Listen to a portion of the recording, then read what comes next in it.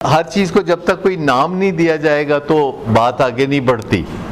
तो जैसे अनडिस्कसेबल को डिस्कसेबल बनाना होता है तो चीज़ों को नाम भी देना पड़ता है। इनको सेक्रेड सिंस कहते हैं। सेक्रेड सिंस कौन कौन से होते हैं जी? सेक्रेड सिंस जब यहाँ से जाने के बाद 4 दिन में ही एक बच्चा कहना शुरू हो जाता है कि जी मैंने पढ़ाई का बड़ा शौक हो गया। ये पढ़ाई का शौक कहाँ से हो गया भाई?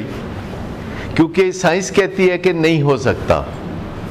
क्यों नहीं हो सकता? क्योंकि आपको क्रेविंग्स है अभी, क्योंकि आप क्रेविंग्स को डिनाई नहीं कर सकते।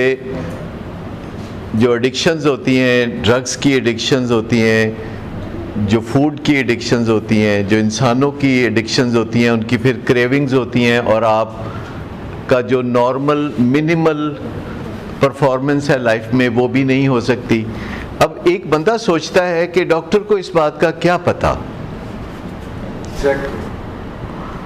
ना उसने नशा किया ना उसने नशा छोड़ा।